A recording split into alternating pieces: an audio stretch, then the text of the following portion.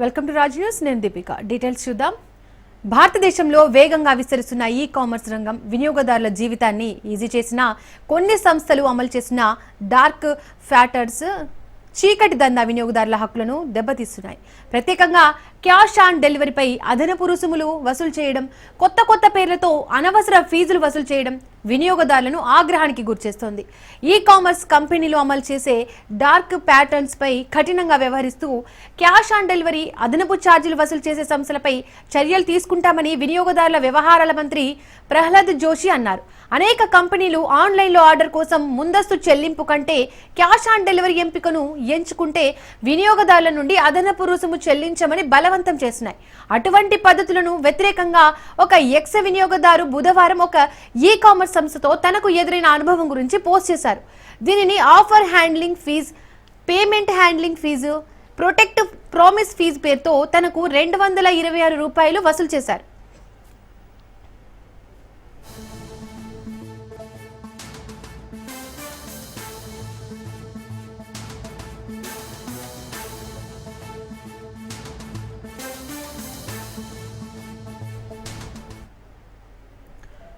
Zomato, Swiggy, Zepto orders ద్వారా మీరు rain ఫీజును మర్చిపోండి.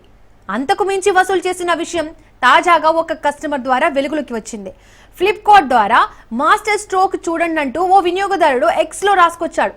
ఆఫర్ హ్యాండ్లింగ్ ఫీజు, మీడియాలో డిస్కౌంట్స్ గురించి ఇచ్చిన ప్రకటన fee, payment handling fee, company సదరు కస్టమర్ను ఫీజు చెల్లించడానికి అనుమతించినందుకు ఫీజు, ప్రొటెక్ట్ ప్రామిస్ ఫీజు, సదరు ఉత్పత్తిని కొనుగోలు చేరవేసే క్రమంలో రక్షణ కల్పించేందుకు ఫీజు అంటూ తనకు ఎదురైన అనుభవాన్ని సదరు కస్టమర్ ఎక్స్లో షేర్ చేశాడు.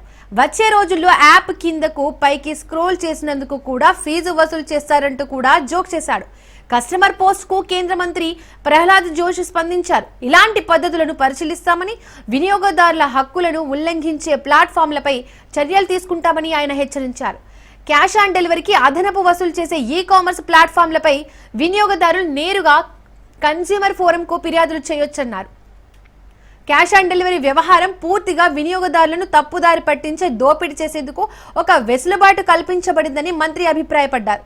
మొత్తం వ్యవహారంపై పూర్తి స్థాయిలో విచారణ జరిపి ప్లాట్ఫామ్ మీద చర్యలు తీసుకుంటామని చెప్పారు. భారతదేశంలో అభివృద్ధి చెందుతున్న ఈ కామర్స్ రంగంలో పారదర్శకతను నిర్ధారించడానికి, న్యాయమైన పద్ధతులను నిలబెట్టడానికి, వినియోగదారుల హక్కులను ఉల్లంఘించే వారిపై కఠిన చర్యలు తీసుకుంటామని ఆయన అన్నారు.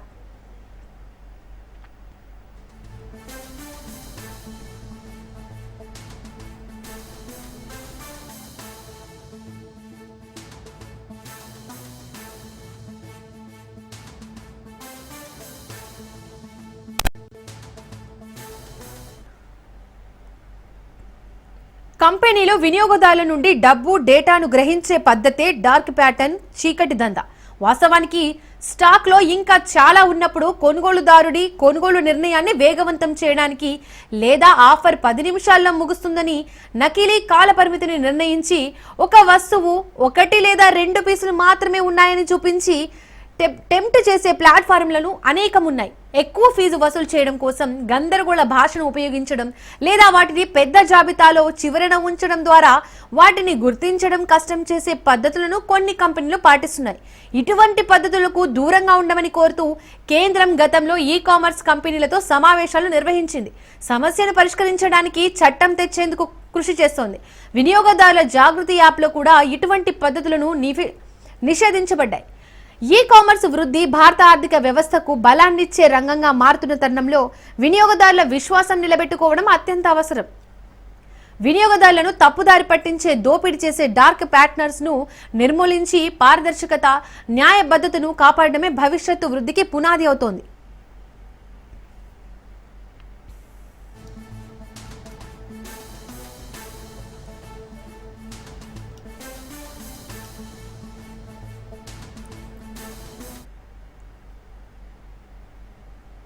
ఇక దీనికి సంబంధించి మరింత సమాచారం మా ప్రతినిధి సౌమ్య అందిస్తారు.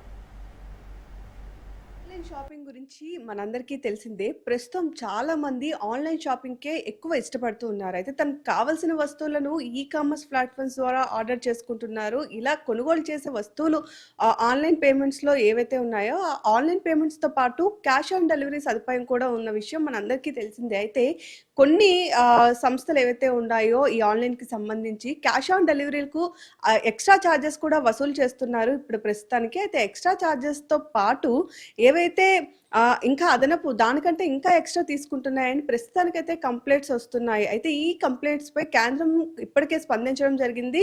ఏదైతే ఈ కంప్లెయింట్స్ ఉన్నాయో వాటి మీద చాలా వరకు ఆగ్రహం కూడా వ్యక్తం చేసింది. ఏవైతే ఈ ఆన్‌లైన్ ప్లాట్‌ఫార్మ్స్ ఉన్నాయో వాటి మీద క్యాష్ ఆన్ డెలివరీలకు అదనపు ఛార్జీలు వసూలు చేస్తున్నటువంటి సంస్థలు ఏవైతే ఉన్నాయో ఆ సంస్థలపై దర్యాప్తు ప్రారంభించినట్లు కేంద్ర వినియోగదారుల వ్యవహారాల మంత్రి ప్రహ్లాద్ జోషి ఇప్పటికే వెల్లడించారు. అయితే దర్యాప్తు తర్వాత ఆయా సంస్థలపై తగిన చర్యలు ఖచ్చితంగా తీసుకుంటామని కూడా ఇప్పటికే ఆయన తెలియజేయడం జరిగింది. క్యాష్ ఆన్ డెలివరీలకు అదనపు ఛార్జీల వసూలుపై ఓ యూజర్ ఒక పోస్ట్ ఎక్స్‌లో చేశారు. ప్రస్తుతం ఆ పోస్ట్ ఆధారంగానే కేంద్ర మంత్రి రియాక్ట్ అవ్వడం కూడా జరిగింది. మొత్తం ఈ పోస్ట్‌లో మనం చూసుకున్నట్లయితే ఏదైతే ప్రస్తుతానికి రెయిన్స్ ఎక్కువ పడుతున్నటువంటి దీంట్లో వర్ష సమయం కాబట్టి ఫుడ్ డెలివరీ యాప్‌లు జెప్టో, స్విగ్గీ, జొమాటోలు ఏవైతే విధించేటటువంటి ఫీజులు ఉన్నాయో అవి పక్కన పెడితే ఆఫర్ హ్యాండ్లింగ్ ఫీజు లేదా payment handling fee, product promise fee అని చెప్పి ఇలా రకరకాల పేర్లతో ఏవేవో ఫీజులు కూడా వసూలు చేస్తున్నారు. ఇలా నాకు దాదాపు ₹226 వసూలు చేశారు. ఇకపై యాప్ స్క్రోల్ చేసినందుకు కూడా వీళ్ళు ఫీజు వసూలు చేస్తారేమో అని చెప్పి ఆ యూజర్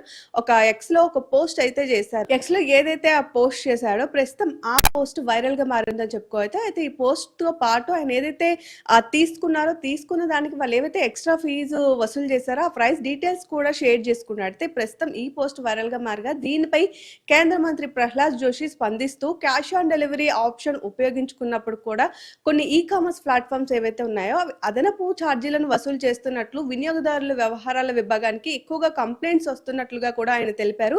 అయితే ఈ యూజర్ ఎవరున్నారో ఈ యూజర్‌కి కూడా వినియోగదారు వ్యవహారాల దీనికి ఆ కంప్లెయింట్ ఇవ్వమని చెప్పి కూడా ఆయన అడ్వైస్ ఇచ్చారు. అంతేకాదు ఎవరైతే యూజర్‌లను తప్పుదోవ పట్టించేటటువంటి కామర్స్ ప్లాట్‌ఫార్మ్స్ ఉన్నాయో ఎవరైతే యూజర్‌లను దోచుకుంటున్నారో వాటి యొక్క చీకటి విధానమే దీనికి అంటే డార్క్ ప్యాటర్న్స్ మనం ఎక్కువగా వింటున్నాం కదా. సో ఆ డార్క్ ప్యాటర్న్స్ విధానంలోనే చాలా వరకు ఇలాంటివన్నీ కూడా చేస్తున్నారని దీనిపై ఇప్పటికే దర్యాప్తును ప్రారంభించామని చెప్తున్నారు. ఇలాంటి ప్లాట్‌ఫామ్‌లను గుర్తించి వాటిపై ఖచ్చితంగా కఠిన చర్యలు కూడా తీసుకుంటామని కేంద్ర మంత్రి ఇప్పటికే తెలపడం జరిగింది. అయితే దేశంలో వేగంగా విస్తరిస్తున్నటువంటి కామర్స్ రంగంలో సరైనటువంటి పారదర్శకత, న్యాయమైన విధానాలను కొనసాగించేందుకు కేంద్రం ఖచ్చితత్వంతో ఉందని ఈ సందర్భంగా ప్రహ్లాద్ జోషి అయితే తెలియజేయడం జరిగింది. అయితే మనం మొత్తం వ్యవహారంలో చూసుకున్నట్లయితే ఏవైతే కంపెనీలు ఉన్నాయో ఈ కంపెనీలు ముఖ్యంగా వినియోగదారుల నుండి డేటాను ఏవైతే ఉన్నాయో వాళ్ళ యొక్క పర్సనల్ అకౌంట్ అమౌంట్‌ను కూడా చూసే విధానం దీన్నే డార్క్ ప్యాటర్న్స్ అంటాము. అంటే ఇదంతా కూడా చీకటి దందా అని చెప్పుకోవచ్చు కామర్స్‌కి సంబంధించి. వాస్తవానికి వాళ్ళ దగ్గర రకరకాల ఆన్‌లైన్ యాప్స్‌లో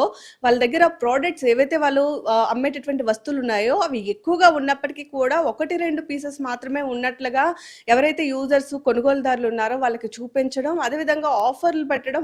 ఈ ఆఫర్స్ అన్ని కూడా 10 నిమిషాల్లో ముగుస్తుంది లేదా 20 నిమిషాల్లో ముగుస్తుంది అని చెప్పి డూప్లికేట్ కాల పరిమితిని నిర్ణయించుకొని ఏవైతే ఐటమ్స్ ఉన్నాయో ఆ ఐటమ్స్‌కి వినియోగదారులు టెంప్ట్ అయ్యే విధంగా వాళ్ళు ప్లాన్లు చేసుకోవడం, ఇవన్నీ కూడా ఆన్‌లైన్ ప్లాట్‌ఫామ్స్‌లో ఎక్కువ మోసాలు ఇవే విధంగా ఉన్నాయని కూడా మనం చెప్పుకోవచ్చు. అయితే ఎక్కువ ఫీజు వసూలు చేయడానికి గందరగోళ భాషలు ఏవైతే ఉపయోగిస్తున్నారో అంటే లాంగ్వేజెస్ కూడా మనం చూసుకోవచ్చు. సగం అర్థం అవ్వని విధంగా డిస్క్రిప్షన్స్ కూడా చాలా వరకు ఈ ఆన్‌లైన్ యాప్స్‌లో డిస్క్రిప్షన్స్ కూడా పర్ఫెక్ట్‌గా ఇవ్వకపోవడం, ఇవన్నీ కూడా ఆన్‌లైన్ ఏవైతే యాప్స్ ఉన్నాయో వాటిని కామర్స్ విధానంలో కొత్త కోణాలని చెప్పుకోవచ్చు మోసం చేసేటటువంటి పద్ధతులు.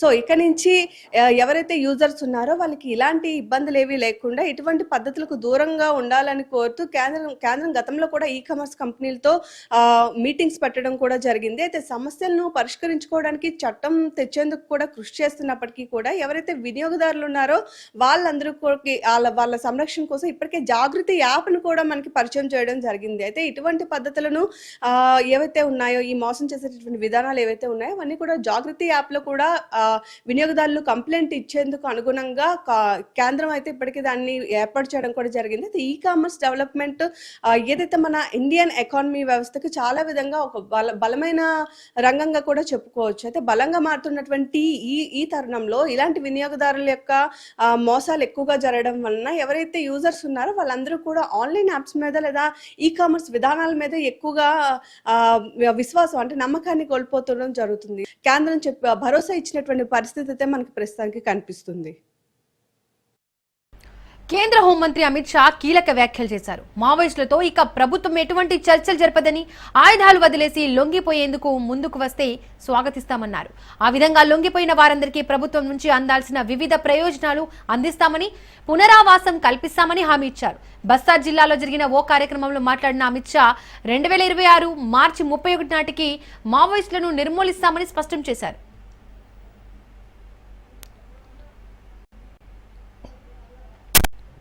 हथियार लेकर की शांति को अगर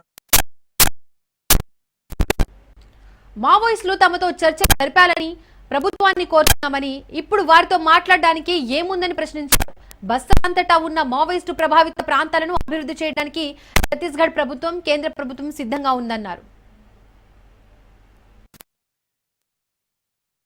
मैं फिर से एक बार स्पष्ट कर देता हूं, हमारी दोनों सरकारें, छत्तीसगढ़ सरकार और केंद्र सरकार, बस्तर और समस्त नक्सल क्षेत्र के विकास को समर्पित। किस चीज की वार्ता करनी? ल्यूकरेटिव, बहुत मोहक सरेंडर पॉलिसी हमने बनाई है। आइए हथियार डाल दीजिए, हथियार लेकर बस्तर की शांति को अगर आपने छिन्न विछिन्न करने का काम किया तो हमारी सशस्त्र फौजें, हमारी सशस्त्र सीआरपीएफ, छत्तीसगढ़ पुलिस मिलकर इसका जवाब देंगे। 31/3/2026 ये तिथि तय है नक्सलवाद को इस देश की भूमि पर से विदाई देने के लिए। मैं फिर से एक बार स्पष्ट कर दे, చంద్రబాబు పాలనపై మాజీ మంత్రి పేర్ని నాని తీవ్ర విమర్శలు చేశారు. ఎన్నికల్లో ఇచ్చిన సూపర్ 6 హామీలకు చంద్రబాబు తూట్లు పొడిచారని మండిపడ్డారు. మహిళలకు ఫ్రీ బస్సు అని చెప్పి మోసం చేశారని ఆరోపించారు. ఎన్నికలప్పుడు రాష్ట్ర వ్యాప్తంగా మహిళలకు ఆర్టీసీ బస్సుల్లో ఉచిత ప్రయాణం అన్నారని, ఇప్పుడు జిల్లా సరిహద్దులు దాటడానికి వీల్లేదంటున్నారు.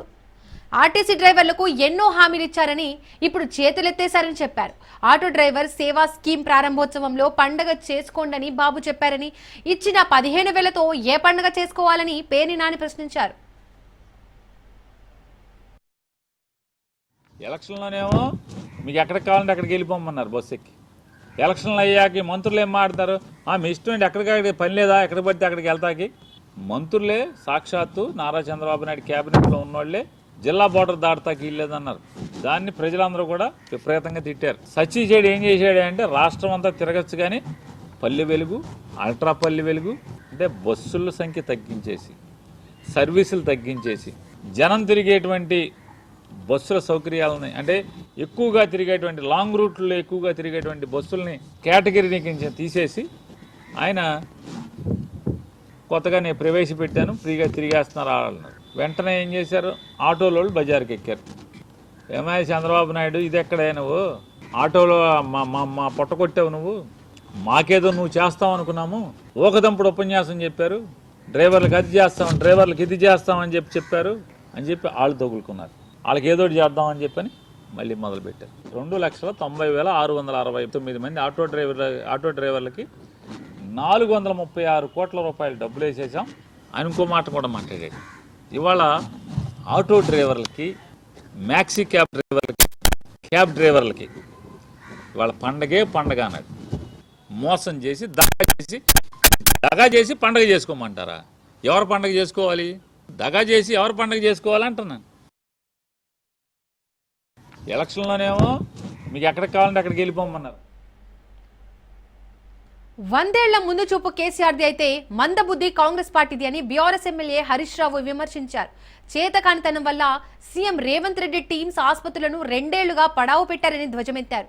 కేసీఆర్ మీద కక్షతో ప్రజల ప్రాణాలు కాపాడే ఆసుపత్రులతో రాజకీయం చేయడం తగదని మండిపడ్డారు. డేట్లు, డెడ్ లైన్లు మారాయి తప్ప పనులు పూర్తి కావడం లేదని బీఆర్ఎస్ మంజూరు చేసిన మహేశ్వరం, కుత్బుల్లాపూర్ మెడికల్ కాలేజీలను రద్దు చేయడం దుర్మార్గమన్నారు. బీఆర్ఎస్ పాలనలో పురోగమనం కనిపిస్తే కాంగ్రెస్ పాలనలో తిరోగమనం కనిపిస్తోందన్నారు. వరంగల్ హెల్త్ సిటీ టీమ్స్ ఆసుపత్రుల పనులు యుద్ధ ప్రాతిపదికన పూర్తి చేయాలని డిమాండ్ చేస్తున్నా, లేదంటే ప్రజల నుండి తిరుగుబాటు తప్పదని రేవంత్ రెడ్డి హెచ్చరించారు. ప్రభుత్వం రాజకీయం ఉంటే చేసుకుందాం, మా మీద కేసులు పెడితే పెట్టుకో, మమ్మల్ని జైలు వేస్తే వేసుకో, కానీ వైద్యం పేదలకు ఆపే హక్కు నీకు లేదు. ఈ టిమ్స్ ఆసుపత్రుల నిర్మాణాన్ని స్లో చేస్తే ప్రజలతో తిరుగుబాటు వస్తుంది, జాగ్రత్త అని చెప్పి కూడా హెచ్చరిస్తా ఉన్నాం. రాజకీయాల కోసం పేదల వైద్యాన్ని ముడిపెట్టద్దు. రాజకీయాల కోసం కేసీఆర్ గారు ప్రారంభించిందని ఈ టిమ్స్ ఆసుపత్రుల నిర్మాణాన్ని ఆపొద్దు అని మేము ఈ ప్రభుత్వానికి కోరుతా ఉన్నాం. వీళ్ళకి ఎంతసేపు రాజకీయమే తప్ప ప్రజలంటే పట్టదు, పేద ప్రజల వైద్యం పట్టదు. ఎందుకు 2 సంవత్సరాల నుంచి టిమ్స్ ఆసుపత్రి పూర్తి కాలేదు, ఎందుకు పనులు ఆలస్యం అవుతున్నాయని నేను ప్రభుత్వాన్ని అడుగుతా ఉన్నా. ఇలా ఏం కారణం చేత ఆగినాయి? మీకు డబ్బులకు ఇబ్బంది లేదు, ఏజెన్సీ ఫైన్లు అయిపోయింది, అన్ని రకాలుగా డిజైన్స్ తో సహా రెడీ చేస్తే ఎందుకు కావాలని పనులు ఆలస్యం చేస్తున్నారు? 2 ఏళ్లైంది మీ గవర్నమెంట్ వచ్చి, కొత్తది మీరు చేసిందేమి లేదు. ఉన్న పనులు ఎందుకు ఆపుతా ఉన్నారు? ఇలా వైద్యం మొత్తం కూడా పేదలకు అందరి పరిస్థితి ఏర్పడ్డది. ఇలా ప్రైవేట్ ఆసుపత్రులలో మేము ఆరోగ్యశ్రీ కింద వైద్యం ఇయ్యము, ఆసుపత్రులు బంద్ చేస్తాము అంటున్నారు. నీ పుణ్యం ఎట్లుందంటే కాలేజీలు బంద్ చేస్తామని ఇలా ప్రైవేట్ కాలేజీలోళ్ళు చెప్తున్నారు, ఆసుపత్రులు బంద్ చేస్తామని ప్రైవేట్ ఆసుపత్రులు చెప్తున్నారు. నీ పాలన గట్లున్నది. ఆరోగ్యశ్రీ ఇలా 1400 కోట్ల బకాయిలు పడ్డాయి. పేదల వైద్యం కోసం ఆరోగ్యశ్రీ సిఎంఆర్ఎఫ్ కింద 11,000 కోట్ల రూపాయలు కేసీఆర్ గారి ప్రభుత్వం ఖర్చు పెట్టింది. నువ్వు వచ్చినాక 1400 కోట్లు ఆరోగ్యశ్రీ కింద బకాయి పడ్డాయి. ఇవాళ పేదలకు ప్రైవేట్ ఆసుపత్రుల్లో ఆరోగ్యశ్రీ సేవలు నిలిచిపోయినాయి. నీ పాలన ఎట్లుంది అంటే తిరోగమనం. ప్రభుత్వ ఆసుపత్రుల్లో ఆనాడు 72% డెలివరీలు అయితే ఇవాళ 55%కు తగ్గింది. పేదలకు వైద్యములో తిరోగమనం, ప్రభుత్వ విద్యలో తిరోగమనం, ఇవాళ జీఎస్టీ వృద్ధిలో తిరోగమనం, ఇవాళ రియల్ ఎస్టేట్ వ్యాపారంలో తిరోగమనం. ఏంది రాష్ట్రమే వెనుక్కుపోతుంది నీ పాలనలో.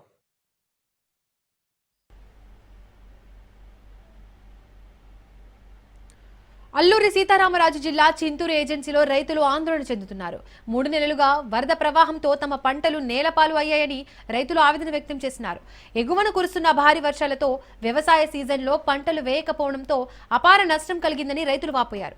కూనవరం, విఆర్పురం, ఏటపాక మండలాల్లో సుమారుగా 10,000 ఎకరాలు నీట మునిగాయని రైతులు కన్నీరు మున్నీరవుతున్నారు. ప్రభుత్వం స్పందించి తమను ఆదుకోవాలని కోరారు.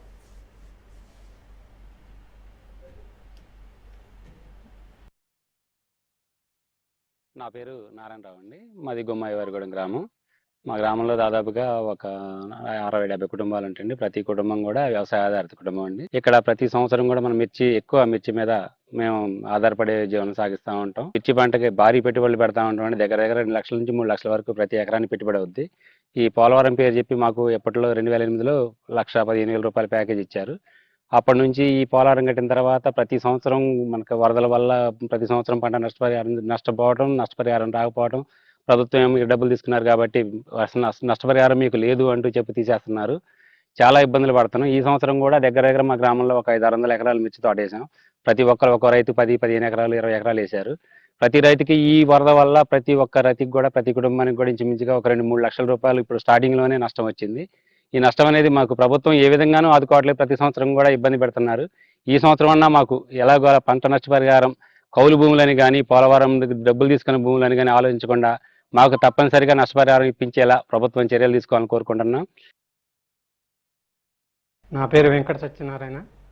మాది గుమ్మవారి మిర్చి పంట వేసామండి. 10వ తారీఖు ఈ నెల సెప్టెంబర్ 10వ తారీఖు వేసాము. 27వ తారీఖు మొత్తం మునిగిపోయింది.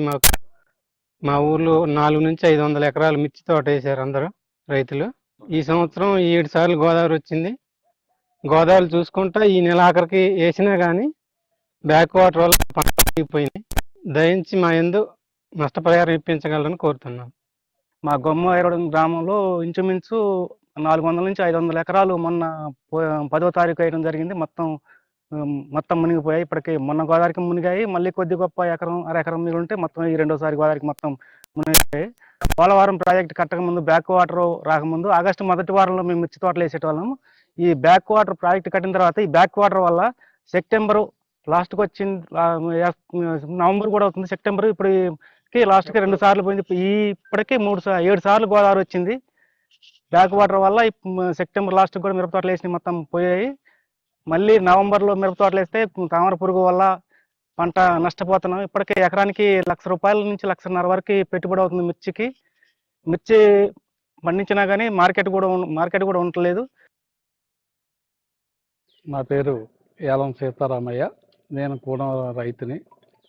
గత 3 నెలలుగా విలీన మండలాల్లో, ప్రత్యేకించి కూనవరం, విఆర్పురం మండలాల్లో శబరి గోదావరి నది ఈ పొలాలను పట్టడం, ఆగస్టులో వేయవలసిన మిర్చి పంటలో ఇప్పటి వరకు వేయలేకపోవటం, నాటు పొగాకు పంటలో సమయం వచ్చింది, ఇప్పటి వరకు కూడా చేలలో నీరు ఉండటంతో రైతాంగం తీవ్ర అసహనానికి గురవుతున్నారు.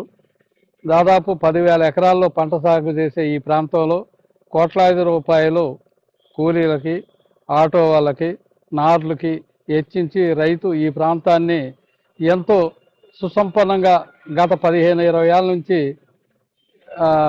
జీవనం కొనసాగిస్తున్నారు. ఈ సంవత్సరం జూన్ నుంచి ఈ వర్షాలు, వరదలతో ప్రజలు, కూలీలు, ముఖ్యంగా